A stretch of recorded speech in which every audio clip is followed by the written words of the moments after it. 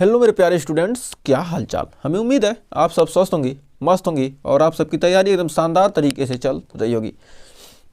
तो आइए शुरुआत करते हैं बहुत ही शानदार session UP TSS annum female health worker के नर्सिंग क्लास में 10 मिनट सीरीज में एक बार फिर हाजिर है कुछ और क्वेश्चन के साथ, टॉप 25 क्वेश्चन।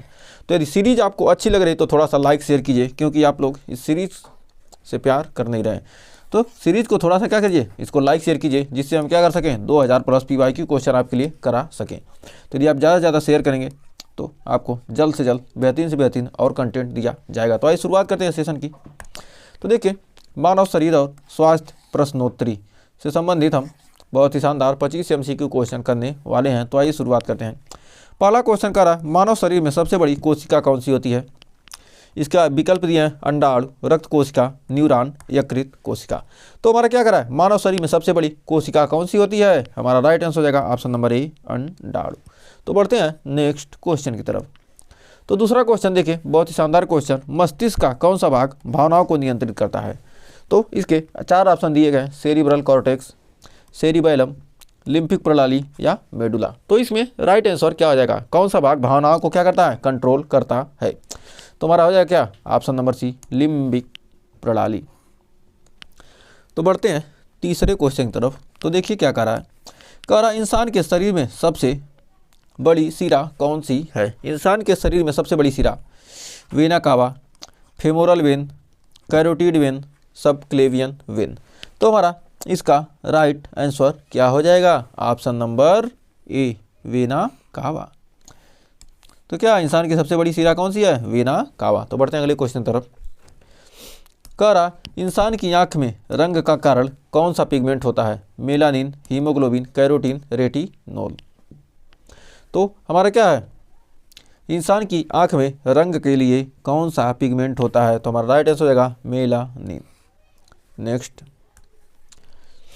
कह रहा, शरीर में वसा का पाचन कहाँ शुरू होता है, मुंह में, अमाशय में, छोटी आंत में, बड़ी आंत में।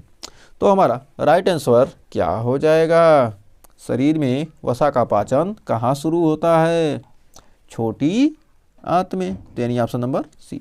नेक्स्ट कह रहा है, कौन सा रंग रक्त का फिल्टर कहलाता है, यकृत, गुर्दा, प्लीहा, अग्नाशय।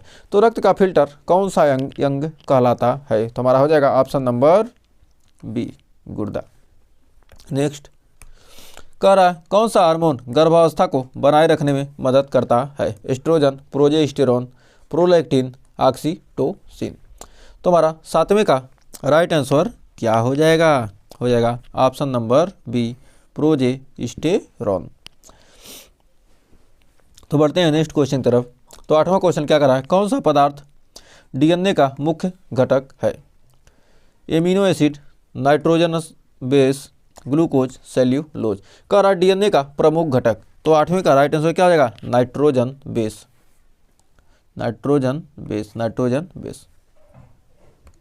नेक्स्ट कह रहा, हड्डियों को जोड़ों से जोड़ने वाला ऊतक कौन सा है, कार्टिलेज, लिंगामेंट, टेंडन, मांसपेशी ऊतक। कह रहा, हड्डियों को जोड़ने वाला ऊतक कौन सा है। तो 9वें का राइट आंसर क्या होगा, लिगामेंट। तो हड्डियों को जोड़ने वाला ऊतक क्या है, लिगामेंट। नेक्स्ट कर, शरीर में रोगों से लड़ने वाली कोशिका को क्या कहते हैं, प्लेटलेट्स, ल्यूकोसाइट, हीमोग्लोबिन, प्लाज्मा। तो शरीर में रोगों से लड़ने वाली कोशिका कौन सी होती है। तो हमारा 10वें का राइट आंसर क्या रहेगा, ऑप्शन नंबर बी, ल्यूकोसाइट्स। यदि आपको सेशन अच्छा लग रहा तो सेशन को थोड़ा सा लाइक कर दीजिए और ज़्यादा से ज़्यादा दोस्तों में शेयर कीजिए, जिससे क्या हो, आपके फ्रेंड्स भी क्या करते हैं, इसका लाभ उठा सकें।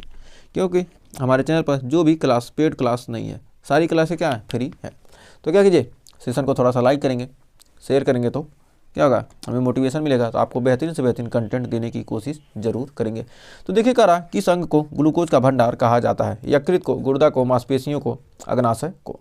तो हमारा 11वें का राइट आंसर क्या हो जाएगा, ऑप्शन नंबर ए, यकृत को। तो किस अंग को क्या कहते हैं, ग्लूकोज का भंडार कहा जाता है, किसको कहा जाता है, यकृत को। नेक्स्ट कह रहा, मस्तिष्क का कौन सा भाग श्वसन और हृदय गति को नियंत्रित करता है, hypothalamus, medulla oblongata, cerebellum, cerebral cortex. तो हमारा 12वें का राइट आंसर क्या हो जाएगा, मेडुला ऑब्लांगेटा। क्या है, भाग श्वसन और हृदय गति को कौन नियंत्रित करता है, मेडुला ऑब्लांगेटा। नेक्स्ट कह रहा कौन सा हार्मोन पसीने का उत्पादन बढ़ाता है? Adrenaline, thyroxine, prolactin, oxytocin. तो हमारा क्या है, कौन सा हार्मोन पसीने का उत्पादन बढ़ाता है? तो हमारा क्या हो जाएगा? एड्रेनालिन। यानी ऑप्शन नंबर ए हो जाएगा सही। तो बढ़ते हैं 14वें क्वेश्चन की तरफ। तो देखिए 14वां क्वेश्चन क्या करा है, शरीर में क्या करा है, शरीर में विटामिन डी का निर्माण कहाँ होता है? यकृत में, त्वचा में, अग्नाशय में, गुर्दा में। तो करा विटामिन डी का निर्माण कहाँ होता है? यानी हो जाएगा ऑप्शन नंबर डी, बी, त्वचा में। तो क्या जाएगा, त्वचा में क्या होता है? विटामिन डी का निर्माण होता है। कैसे होता है? सूर्य से रोशनी हमारी क्या होती है?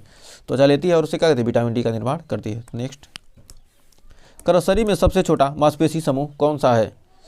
Gluteus, Maximus, trapezius, stapedius, biceps. तो हमारा क्या हो जाएगा, शरीर में सबसे छोटा मांसपेशी समूह कौन सा है? तो हमारा हो जाएगा option number C, stapedius. Next तो देखिए 16वां क्वेश्चन आपके स्क्रीन पर आ गया। तो कह रहा है रेबीज रोग का कारण कौन सा वायरस है? Rhabdo virus, flavi virus, retrovirus, corona virus. तो रेबीज रोग के लिए कौन सा वायरस क्या है जिम्मेदार है? तो यानी ऑप्शन नंबर हो जाएगा रैबिडो वायरस। तो हमारा क्या है, रेबीज रोग के कारण कौन सा रोग है, कौन सा वायरस है? Rhabdo virus. नेक्स्ट कह रहा हीमोग्लोबिन का मुख्य कार्य क्या है? रोग प्रतिरोधक क्षमता बढ़ाना, ऊर्जा प्रदान करना, ऑक्सीजन का परिवहन करना, रक्त का थक्का बनाना। तो हमारा 17वें का राइट आंसर क्या आ जाएगा? ऑप्शन नंबर सी, क्या है, हीमोग्लोबिन का मुख्य कार्य क्या है? ऑक्सीजन का परिवहन करना। तो हमारा ऑप्शन नंबर सी हो जाएगा, बी नहीं होगा। तो बढ़ते हैं 18वें क्वेश्चन की तरफ।